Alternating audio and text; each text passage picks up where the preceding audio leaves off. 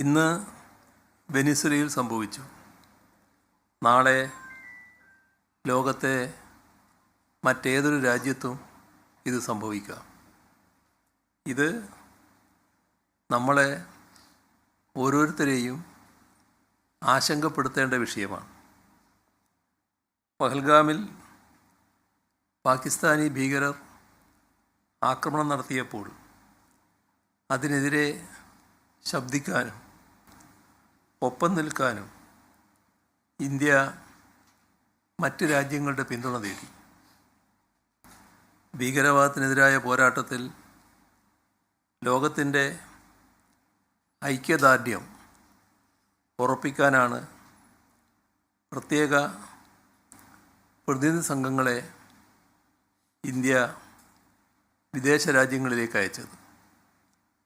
അന്ന് നാം ആഗ്രഹിച്ച അതേ രാജ്യാന്തര പിന്തുണക്ക് ഇന്ന് വെനിസ്വേലയിലെ ജനങ്ങൾക്കും അവകാശമുണ്ട്.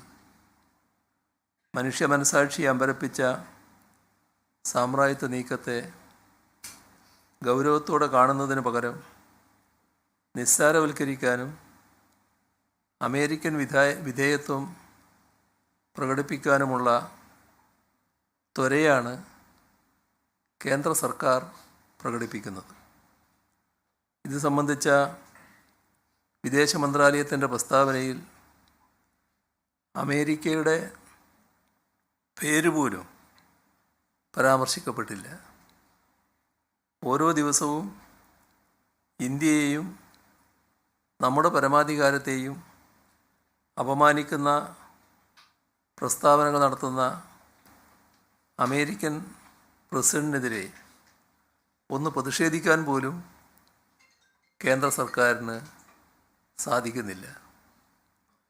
രാജ്യത്തെ മുഖ്യ പ്രതിപക്ഷ കക്ഷിയെന്ന് അവകാശപ്പെടുന്ന കോൺഗ്രസും അതേ വഴിയിലാണ്. അമേരിക്കൻ പ്രസിഡന്റ് ഡൊണാൾഡ് ട്രംപ് ഇറക്കുമതി തീരുവ വീണ്ടും വീണ്ടും ഉയർത്തുമെന്ന് ഇന്ത്യയെ ഭീഷണിപ്പെടുത്തുമ്പോഴും അതേ ട്രംപിൻ്റെ പേരിൽ ഒരു റോഡ് തന്നെ ഉണ്ടാക്കാൻ മത്സരബുദ്ധി കാണിക്കുന്ന തെലങ്കാനയിലെ കോൺഗ്രസ് സർക്കാരിനെയും നാം കാണുകയാണ്. ഇതിലാരും അത്ഭുതപ്പെടുന്നില്ല.